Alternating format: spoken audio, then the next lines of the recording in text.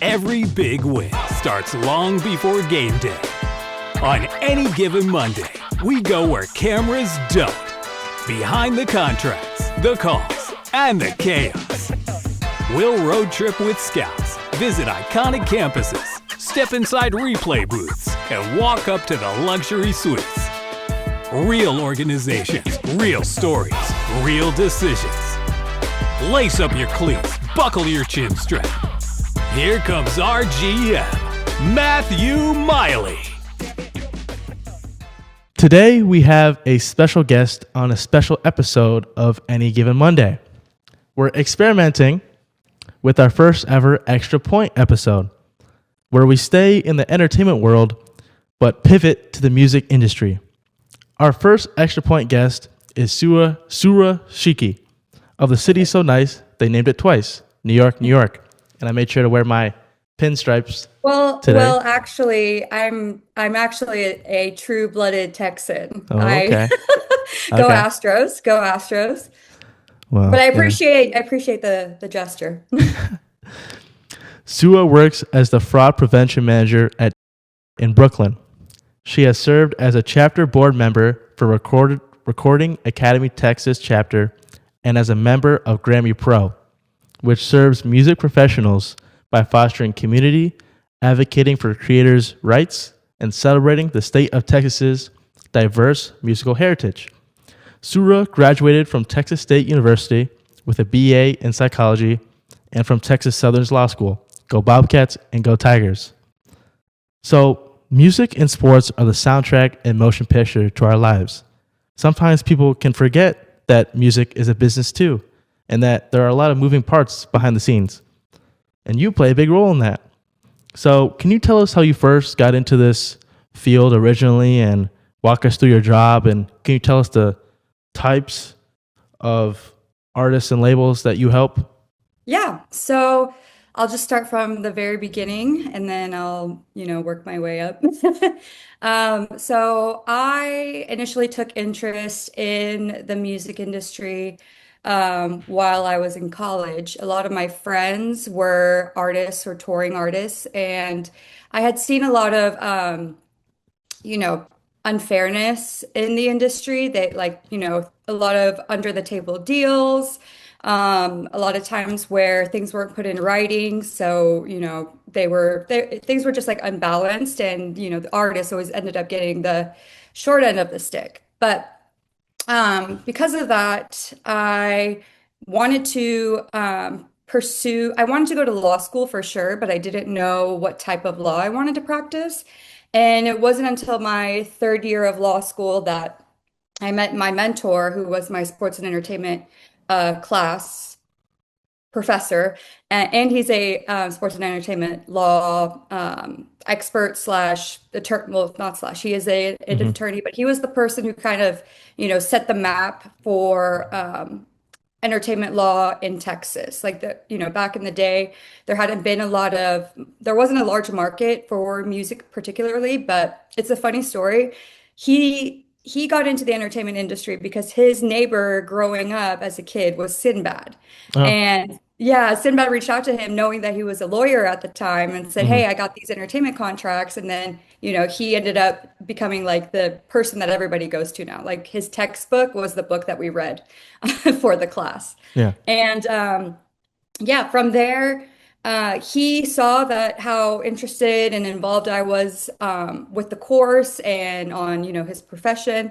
And he asked me to join what is it called? The Recording Academy program called Grammy U. So it's basically, they take students that are, in like specializing in similar or interested in similar, you know, industries like music, film, blah, blah, blah.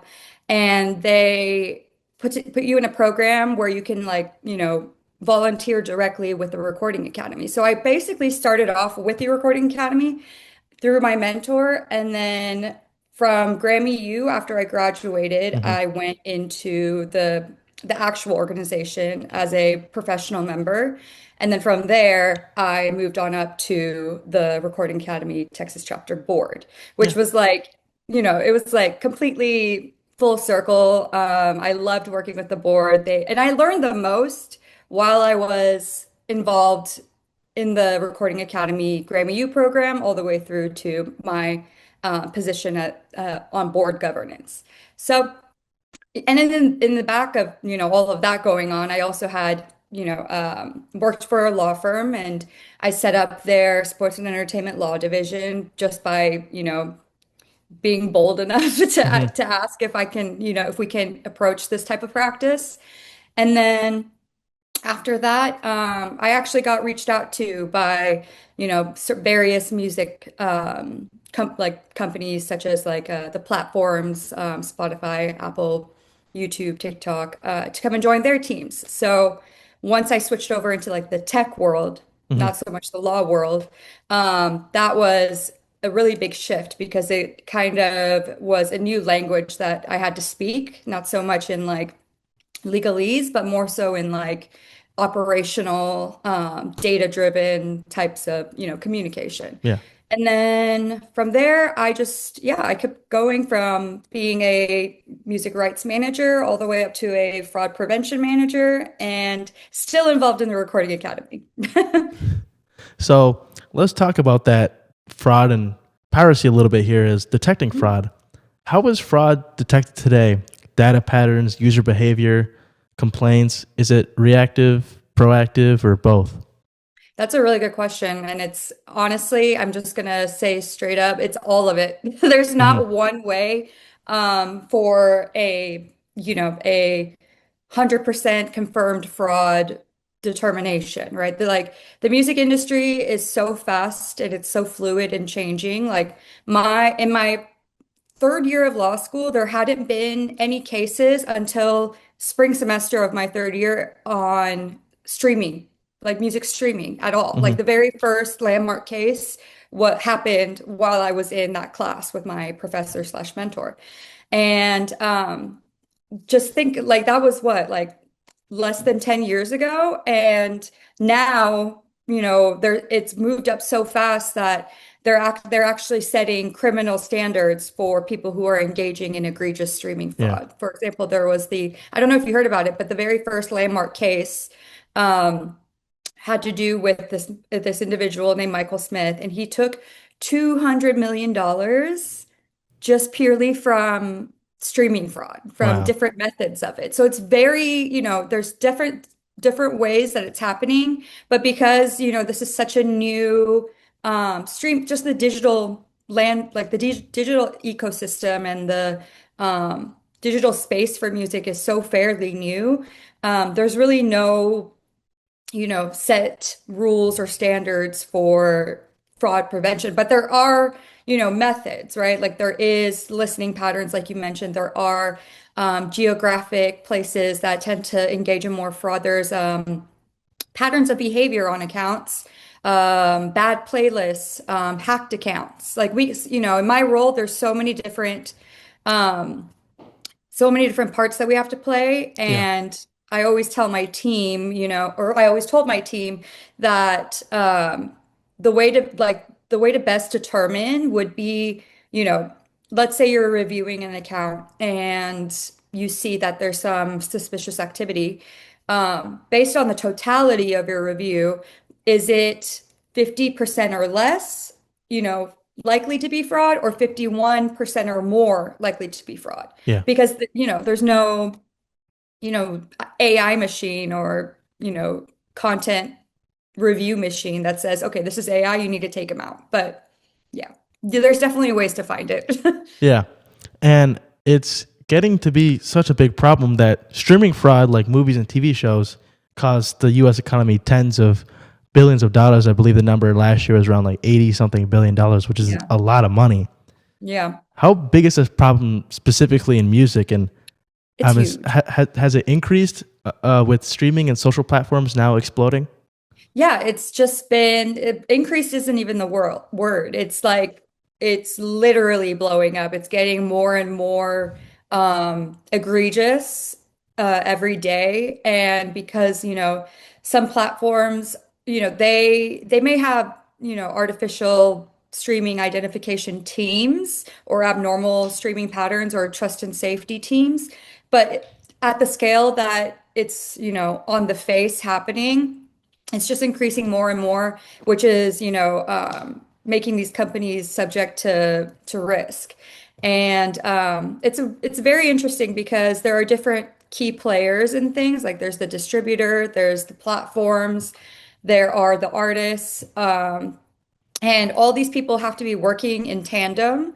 And each platform where the music is distributed to, so Spotify, Apple, YouTube, all them, they all have different rules for what counts as, a bad actor or Hmm. somebody whose content needs to be taken down. So there's a lot of open discussion happening in my field of work.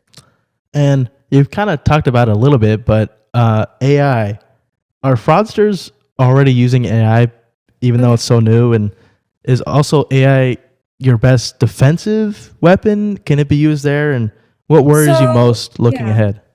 Well, okay, here's the thing. The thing is that with AI generated music, it's fairly easy to tell once it's going through review of the content that it's AI generated. Yeah.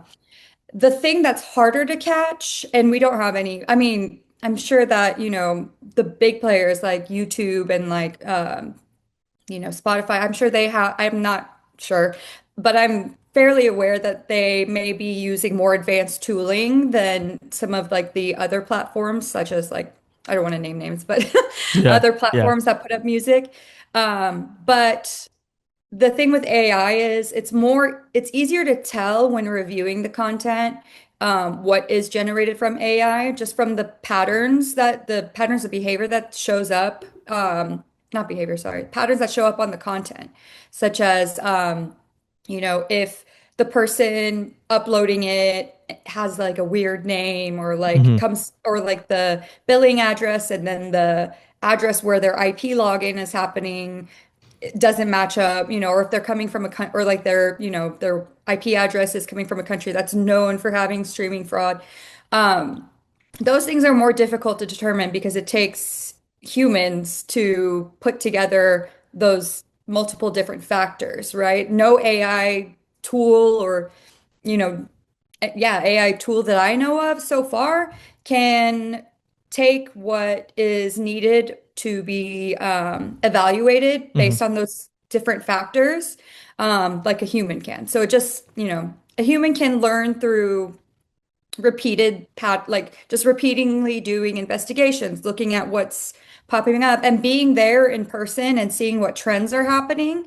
That's completely different from running something through an AI machine because there's so many different pieces that you need to be able to look at and determine if it's actually streaming fraud. So, And now let's say that you catch someone or a group of people engaging in this fraud. What happens when it is proven? What are the penalties or consequences, and how are the penalty and consequences enforced? And do people kind of underestimate the magnitude of these punishments? um, okay, so I'll start from like the smallest to the largest, Yeah, maybe? yeah, that's good. Okay. So smallest will be you'll get a warning notice at first, typically. But if that pattern of behavior on the song of the streams continues, then distribution companies have all the right to take it down from the stores and no longer distribute it to the platforms like Spotify, Apple, all them. And then they won't be able to re-upload it either. And then let's say there's a multitude of these instances that happen on a singular account. Well, the platforms they have the right to issue penalties against the the distribution company or the artist. Yeah. So, if the artist uploads it through a certain distribution company, it's the distribution company that will be getting the penalty fee, but the artist will be um, that fee will be taken against their account balance or will be charged against them in some sense because the fee does add up over time, and Hmm. distributors don't really like to take that kind of cost because it's not necessarily their fault either. So Yeah. it passes along to the artist most of the time. That being said, I'll get into this next part right after I finish to Yeah. the largest. So from there, you can be completely banned from distributors, completely banned off a platform, which is even more serious. And from that, um, there's now finally criminal precedent being set up. So, for example, this guy Michael Smith in this precedent case that happened in 2024. Um, I actually worked with the FBI agent that had been investigating this case for about a year, 2 years, and was like, because the investigative unit in the FBI, they come to a lot of our music fights fraud meetings, or like any type of like, meetings where we're discussing these kinds of things. Yeah. And um I ended up becoming friends with that FBI agent because, he's also very, very involved in, the digital crimes, like such as streaming fraud and any kind of wire fraud, which is what I was going to say is streaming fraud is now becoming eligible to become a charge based off of wire fraud. So there's no charge for streaming fraud right now, but I think we're moving Okay. towards that pad or like moving towards that, that happening. But it's going to take uh, a lot of lobbying Hmm. and a little bit more solidity when it comes to figuring out what is intentionally streaming fraud and what is streaming fraud that's not the artist's fault per Yeah. se. And going off that artist's fault a little bit here, are certain genres of music more vulnerable to fraud or piracy, or are there like higher rates for fraud in certain genres? And are emerging artists more at risk than, say, more veteran or established ones?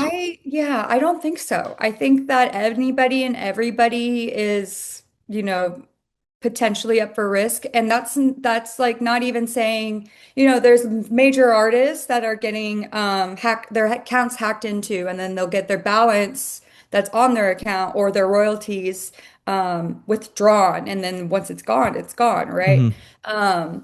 Another way of it happening is that's very prevalent nowadays, which is terrible, are these schemy marketing and promotion companies saying, "Oh, if you hire us, we can get you promoted so that you get 100,000 views on TikTok." Blah blah blah blah blah. Like there's so many people like just from the amateur, not amateur I'm not saying it in a bad way, but Yeah. like the less experienced artists. Um, all the way through to like Billboard Top 100 people, they're falling into these kinds of pitfalls because, nobody really talks about these kinds of things. They don't really understand that, there are bad promo companies and bad marketing companies, and, you have to be able to do your due diligence before you hire anybody or have anybody on your team hire these services. Because more often than not, if they're promising a guarantee, like, oh, you're going to blow up, you're going to get 1 million views on this song, and blah, blah, blah, whatever, it's more likely to be a scam than anything. There's no guarantee for that ever. Say I'm an artist and I make music and I believe I'm a victim of fraud. What's step one? When does it land on your desk? And how long does a resolution typically take? Okay. So step one, well, let me back up. How it lands on my desk is if it's like a pure verified case of streaming fraud, and there's no resolution with the actual store, like the DSP partner.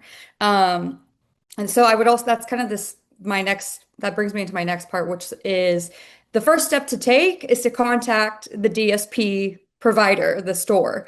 Hmm. So let's say you think that you're a victim of streaming fraud.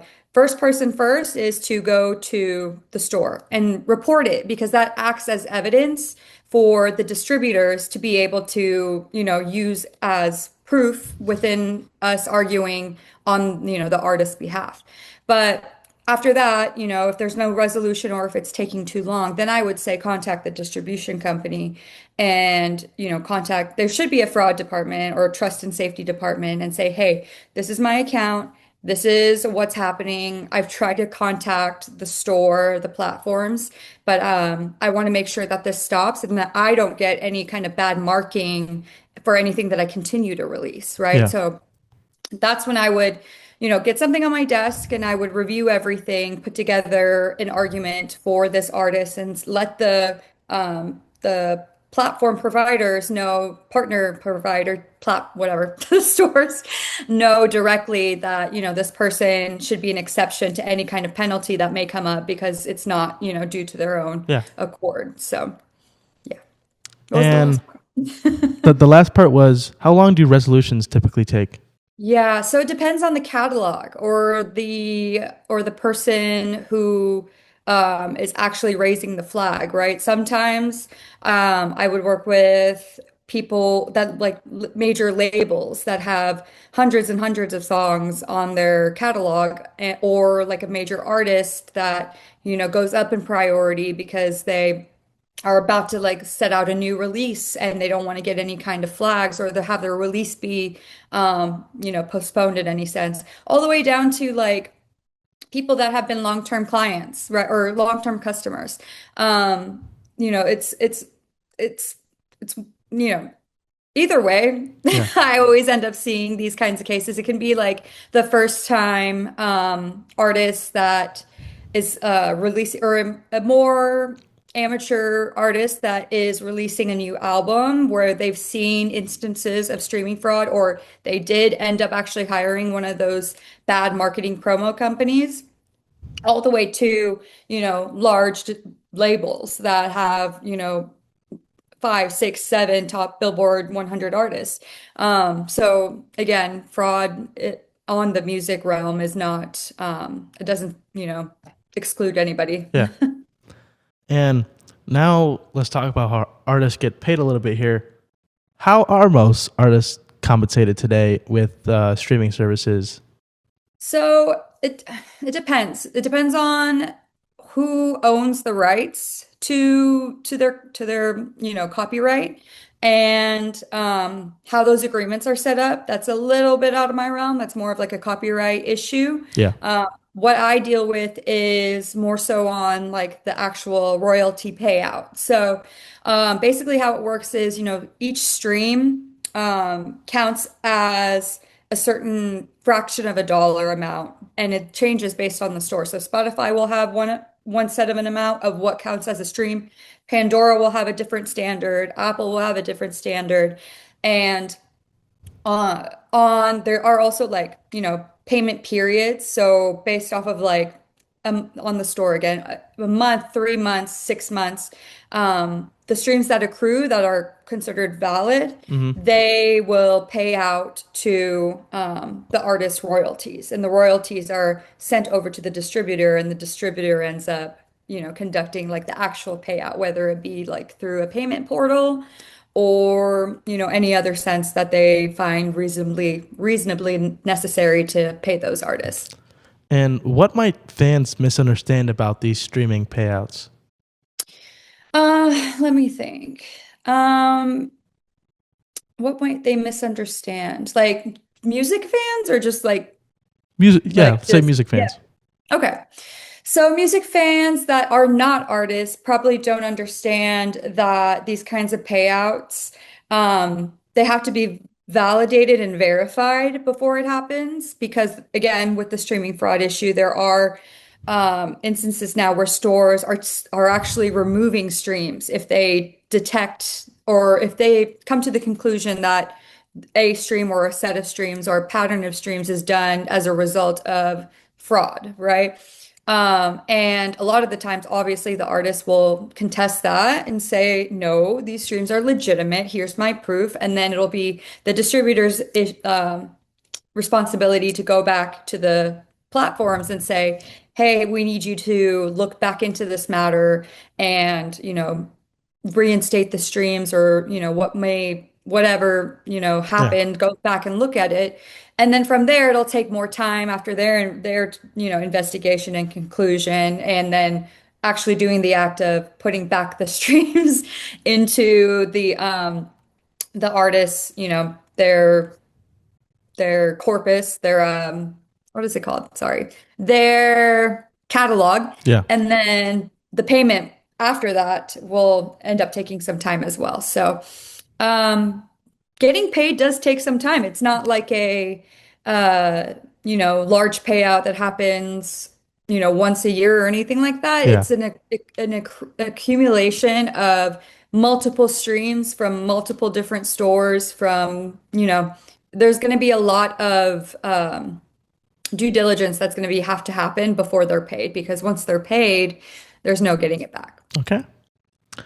And now let's get into these streaming services a little bit in your experience. So we went from Napster in the early 2000s, late 90s, to Spotify, Apple Music, YouTube Music are now dominating the industry, multi tens of billions of dollar platforms. What was it like working with some platforms, and was it maybe a little bit intimidating at first? Yeah, so it's funny. Like I mentioned earlier, I went from working at a law firm and managing or directing the sports and entertainment law division, which was all, about case management and, contracts and reviewing and drafting and all legalese, into being hired by one of these major music platforms to be their rights management leader. So at first, yeah, it was intimidating because a lot of people were speaking to me in a lot of tech Yeah. language, and I Hmm. had to learn really, really fast because, it was, my work had to do, it was an intersection of my experience in, with the entertainment industry and also music and entertainment law. And then also having to switch over to that, into the tech world was a little bit intimidating, but it wasn't impossible. But yeah, no, these companies are amazing. Like obviously they are huge. They are very influential. There are a lot of people that are, very I would say ambitious, but at the same time, I just had to keep reminding myself that I'm ambitious as well, that I deserve to be Yeah, there. of course. And I worked my butt off. So yeah, I mean, it's not intimidating, but a lot of people that I've worked with also are creatives. Like I love the people that I work with because a lot of them are touring artists. Oh, there goes my camera again. Sorry. No, it's okay. A lot of, no, okay, I'm gonna wait for it. Okay. A lot of them are touring artists or touring musicians or are recording artists or, producers or music managers. Like they're actually involved in the creative side as well. And it makes work, more exciting to go to and super fun because, everybody is just super smart and also very dedicated to the integrity of the music industry, which is really something that I'm very passionate about as well.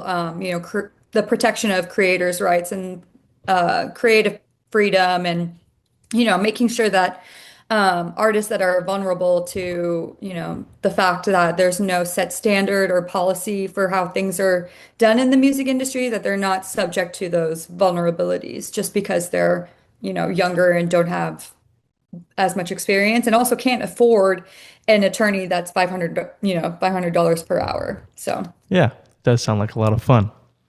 Now, are your cases like, I don't know if seasonal is the right word, but are like certain times of year do you get higher stuff coming in, and do certain platforms or releases kind of cycles trigger it's more issues, or all year long. It's all year long. So it can't, the type of work that I do can be tedious and, you have to make sure that you take your PTO because otherwise, you're going to work yourself to the ground. But there's no, off season by any sense. I mean, maybe like a little bit during the winter holidays, but other than that, no. Like sometimes we'll get, a super large ingestion Mhm. of content that we need to work through, that we need to put into the distribution system, and then it'll be crickets for, there'll be no issues for quite some time. And then all of a sudden Yeah, there's like 65 customers coming to me saying, oh, like I see this pattern, I see this pattern. Like it's just very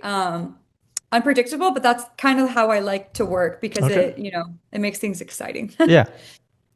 Now let's say I'm working with some company making a new video game, and there's a radio feature, and I don't want to have my own like company make its own music and stuff. It's boring. I want real artists in my game. How hard is it to legally license music? What's the biggest mistake that developers make?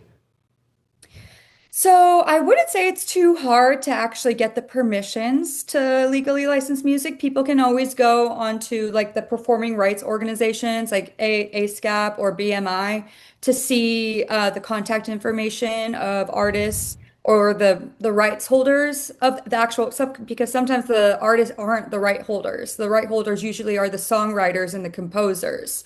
Um, but those people are in those organizations because those Hmm. organizations are the ones that handle the copyright for all the people that own those rights. Yeah. But, the actual attainment of being able to use a song or, use a feature is not that hard. The thing that's hard or that I would definitely avoid doing is infringement in any sense. Like, people sometimes think, oh, it's going to be so hard to get what's his name? I don't know. Drake's Okay. it's going to be so hard to get Drake to be on my feature. But then again, you don't understand how many people are working in his team that are actually the songwriters. Like, if you go to like the songwriting credits on a lot of his albums, he's not the sole songwriter. So it's not hard to find those people and request for those, licenses, but it is a major, major risk to get contacted by Drake's legal team for copyright infringement. Okay. That's going to be way worse than anything else. Okay. And now you kind of talked about this slightly earlier, but you founded a sports and entertainment law division in Houston. What inspired that?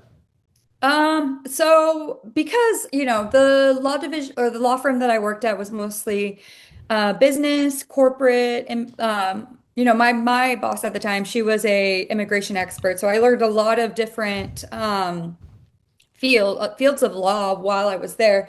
But my thing has always been, I was always interested in entertainment and sports. Like I think, with my involvement in the Recording Academy, my mentor saw like an affinity to it for me. And also, I had a lot of, like I said, friends and colleagues and contacts within the industry.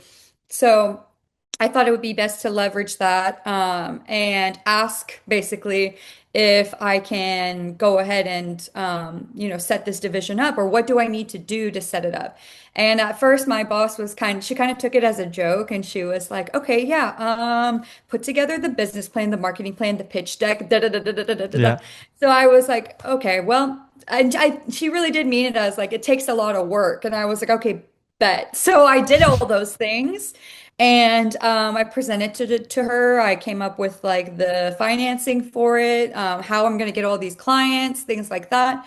And she, was like, yeah, definitely, let's do it. And then by my first year of, being the director of that division, we had about, I would say like 50 to 60 clients. Okay. And, more that were, asking about our services just from like word of mouth. So, it I definitely had to be a little bit bold with it. And my whole thing was it doesn't hurt if you ask, Yeah. If you don't ask, Yeah. you'll never know. And what traits from sports, discipline, and preparation, teamwork translate directly into fraud prevention? Everything you just said, definitely teamwork. Yeah. Not only teamwork with the internal team members, validating each other's findings, because sometimes they're going to be, like I said earlier, some cases that are more ambiguous, and you can't determine if it's 50% or less fraud or 51% or more fraud. They will, interact. with each other to determine and get second, opinions on certain, cases that may have a little bit more weight to the risk if it is determined to be fraud. With my team specifically, what I always love to do is make sure that nobody feels uncomfortable Yeah. asking questions because, and, I'm really big on collaboration because you know, if you don't ask your question, you don't know that somebody else in the group may have the same question. And it's always good to like put it out there and have a group discussion. So I always like to make sure that my teams are very comfortable and that there's a lot of, camaraderie, I can't say it. There's a lot of engagement with each other and that they can trust each other, that they can rely on each other. Especially when, some of these like fraud cases, sometimes it's like a potentially 200 to $500 loss. Sometimes it's $140,000 loss, right? Yeah. So, they have to be able to use their best judgment and also, um, interact with their team members in a way that they feel safe to be able to, have a discussion. But that also extends to, the partner distributor level, partner to partner.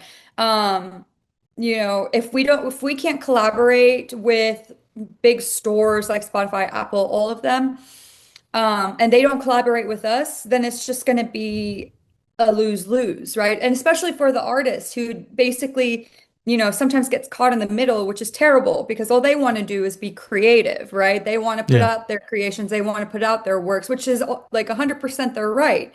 That's their role. But when it gets stuck because of two opposing sides, even though we're dealing with the same issue, um, that, just creates a mess for everybody. So we do Yeah. have to, the idea of collaboration is very important when it comes to cross team members and also cross partnership, Hmm. to make sure that the goal is aligned and for the best interest of the artists who are just trying to, you know, get their works out. Yeah. And now let's get into some career reflection here. What part of your career makes you stop and smile? Just my growth, to be honest, and my tenacity. I've never really taken no for an answer, especially in the music industry. It can be very cutthroat. And it's very, the music industry is a very, very small industry. Um, Everybody knows everybody somehow, especially on like the business side of things or Yeah. the operation side of things. Um, Everybody knows everybody somehow. Everybody has worked at one place or the other somehow. And it's a very, very small community of people. So, there can be a lot of people that get discouraged by that. But, I was always the person that was like, I'm not going to take no for an answer. I'm going to figure it out. I'm a resourceful person. And, that's taken me a long way in my career, Hmm. not only with entertainment and law, but with immigration as well. Like, I've overcome presidential proclamations because I put my mind into um, this goal and I, went full out like I do anything. And more often than not, knock on wood, it turns out favorably or Yeah. there's a mutual agreement of some sorts, right? I think that a lot of people get discouraged by rejection, but rejection is not something that I'm afraid of. It's something that I embrace. And now law, tech, and entertainment, like we've talked about a lot, is evolving really fast. How do you stay calm and adapt? I wouldn't say I stay calm. I would say I adapt. I Okay. adapt very easily. I'm very flexible, but I'm also very, very intense when it comes to my work. I can, being calm is like a personal like personal attribute. Yeah. I can be calm when something relies on somebody else that they need to get back to me, right? But when it comes to my responsibilities and my objectives and my team's objectives, I'm like, go, go, go, like there's no, I don't, but there are people that are very calm, like my old supervisor. He was so chill, never worried. If it doesn't work out, we'll figure it out. But, my whole thing is don't let it, don't let it stop you from some problem or some sort of hiccup that happens, or a big problem even. Don't let it stop you from, putting your best work and your best mindset into overcoming these Yeah. hurdles. And I think it's just a personal thing. Some people are more calm, some people, are more intense, like myself. And now, what skill or skills should young people who aspire to be in your industry be working on right now? Let's see. That's a good question. I would say resourcefulness. Um, if A, B, C, and D doesn't work, you need to find an E, F, G, Hmm. And like I said earlier, you have to really kind of have a tough skin, and also be willing to learn from your mistakes, and also just because it's entertainment, networking. You Yeah. have to network. You can't not network. You have to go to those kinds of functions. You have to be involved. You have to show your face because you know, it's those because the industry is so like it's such a small circle and so tightly knit. When you get your foot in the door, you're good. You're good Yeah. to go. It's just about maintaining those relationships, and continuing to just meet more people. Like I'm a social butterfly, Uh-huh. and I've always been the talker in the family, so it was easier for me to, get my foot in the door in that sense. But you have to be flexible, like I said, because, there are so many different pockets of this industry, rights, distribution, the labels, the managers, everything. So for myself, like going from legal over to tech and distribution, it was a rude awakening, but you have to be flexible to be able to apply what you know and you're confident in into the new role or, pocket or anything.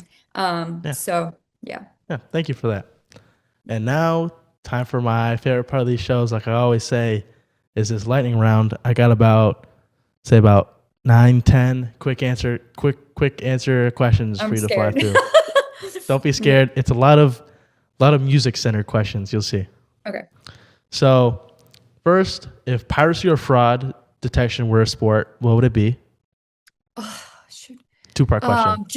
What's that thing where they throw it at the Olympics? Okay, like a javelin.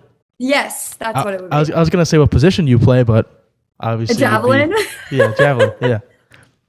What love or slow song did you listen to most as a teenager? Oh, as a teenager, for Yeah. sure. The Celine Dion song. Oh shoot, what is it called? Da da na na na na. Is it? I can't think of it. What is it called? I cried at a Celine Dion concert when I was a teenager once. Shoot, I'm gonna look it up real fast. Okay, that's It was funny. Gone with the Wind. It's all coming back to me. That's the song. Okay, all right. What takes more creativity, writing music or writing legal briefs and contracts? More creativity, Yes. writing music for sure, for sure. I would, well, it depends on how good of a lawyer you are. Okay. Sometimes, sometimes the thing I'll say about that is, um, a lot of times to be more persuasive in your arguments, you're going to have to be creative because judges don't necessarily, or like people that are, ruling on your writings, a lot of the times they don't like to see the same thing over and over. So if you write them a story, that's how it kind of ties in together with music, right? Music tells a Yeah. story. Writing and law, I see it as better to tell a story through your creativity in that sense as well, because Okay. it grabs the judge's, the officer's opinion, and more, it's worked out for me. Yeah, I like that. What is one song you could listen to 1,000 times and not get tired of it? That's really hard.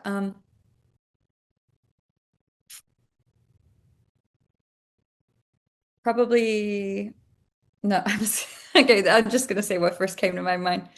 All my exes live in Texas. by Okay. George Strait. Okay. Or actually, I'll take okay. One country. is and one hip hop because Okay. those are like my two top ones. So Yeah. one country is that song. Hip hop song will definitely have to be Drake's Nonstop. Yeah. Those are good ones. Those are good ones. You're going out for a night on the town in Manhattan. What music do you want playing at the club?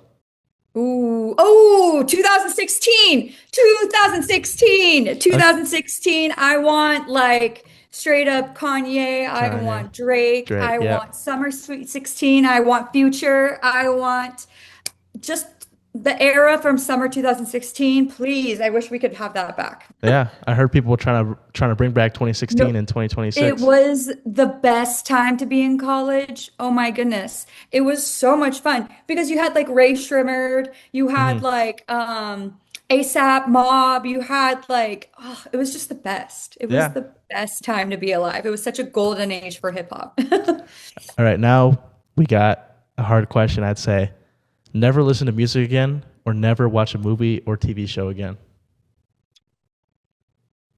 Never watch a TV or a movie again. That makes sense. Makes sense. Yeah. I don't really watch movies and I don't have time for it. What's the best thing to do in Brooklyn on a day off? Ooh. So I live right by, I don't know if you see the Brooklyn Bridge right behind me. Yeah. I live right next to the Brooklyn Bridge Park. It's always, whenever it's a nice day, it's always so nice to be by the water. I love to take my dog around and let him, he's a little Jack Russell, so let him get his energy out. And yeah, it's in Brooklyn, there's so much to do. There's Yeah. so much to do. It's a lot. Brooklyn is just getting more and more cool every Hmm. day. Is there music playing at the office? And if so, who's controlling the aux?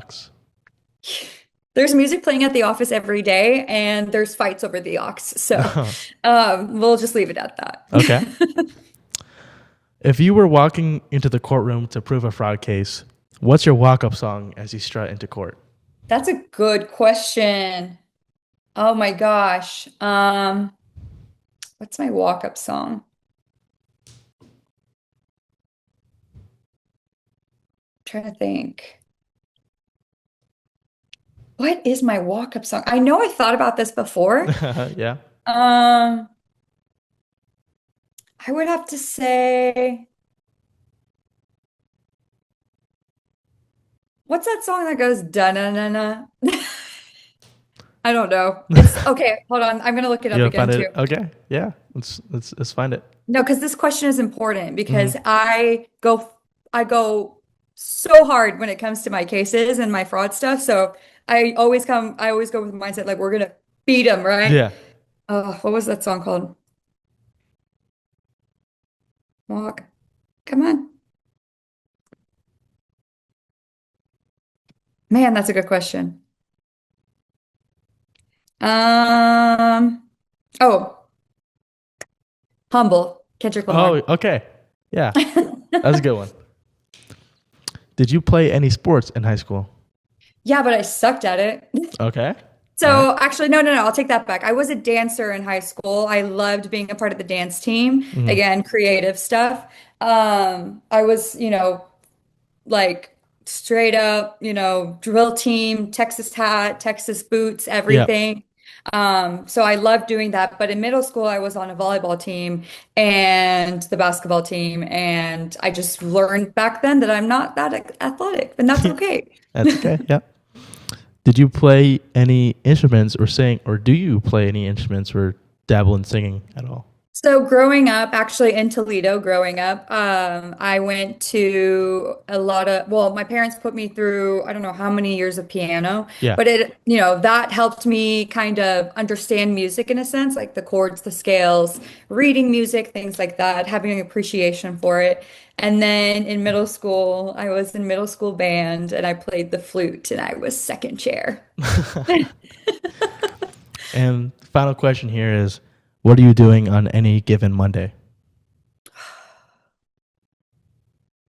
What am I doing on a given Monday? Getting excited just because I really, I love weekend time. I love time with friends, Yeah. but I really do love the work that I do. Like waking up every day and just kind of diving in with my ever going brain, like my brain never stops thinking. I genuinely enjoyed just diving back into the week and taking it week by week. So That's great. Well, that's all I have for you today. Thank you. Thank you for doing thank this. you. This was fun. Yeah, it's a lot of